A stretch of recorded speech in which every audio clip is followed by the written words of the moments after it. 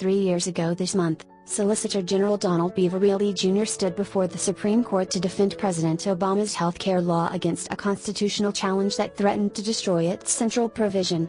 His oral argument drew harsh reviews, but in the end he managed to persuade 5 justices to accept his backup argument, saving the law. Mr. Verrilli will return to the lectern on Wednesday morning to defend the law once again, and he has reason to be nervous.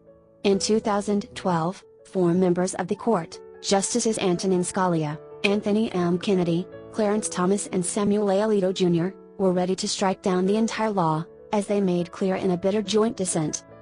It is certainly possible that Chief Justice John G. Roberts Jr. will again desert his usual allies to vote to save the law.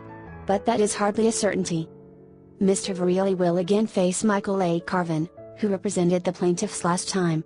Mr. Carvin will argue that the law forbids the federal government from providing tax subsidies to help people buy insurance in the 36 states that have refused to establish their own insurance marketplaces, known as exchanges. The federal government runs the exchanges in those states. If subsidies are not available in them, more than 6 million Americans could lose health care coverage and insurance markets could collapse, imperiling the health care law itself. Mr. Carvin's argument is built on a phrase in the law that seems to say the subsidies are only available to people living where an exchange had been established by the state. The purpose of the provision, he told the justices in his briefs, was to encourage states to set up exchanges. In issuing a regulation allowing subsidies nationwide, Mr. Carvin wrote, "The Internal Revenue Service violated the plain, unambiguous text of the law." In response, Mr. Verrilli wrote that other provisions in the law, along with its structure and purpose, made clear that subsidies were meant to be available in all 50 states.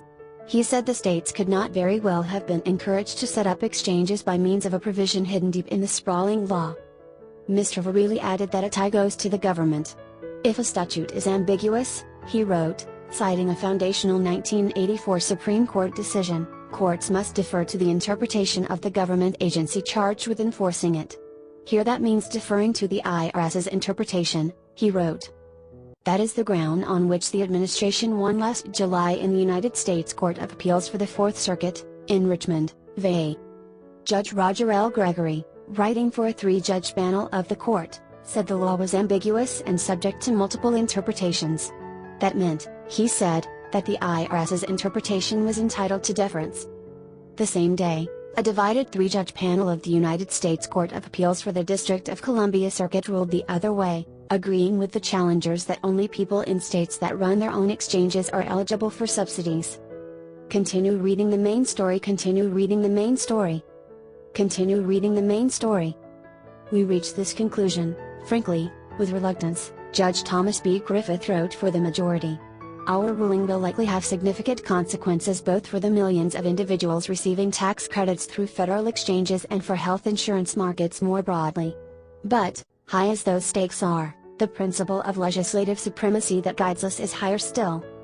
In dissent, Judge Harry T. Edwards said the case was a not-so-veiled attempt to gut the health care law. The Supreme Court often steps in when federal appeals courts have disagreed. But the split between the two courts was wiped out last September when the full District of Columbia Circuit vacated the July ruling. Mr. Carvin urged the Supreme Court to intercede anyway, saying that the sums involved were huge and that individuals, employers, insurers and states need a prompt and definitive resolution. His petition was widely viewed as a long shot, and the court's decision to grant it was a surprise. It was bad news for the administration, which had urged the court to deny review.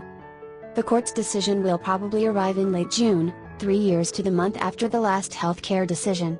Mr. Verrilli is hoping for another victory, and Mr. Carvin is doing what he can to deny it to him.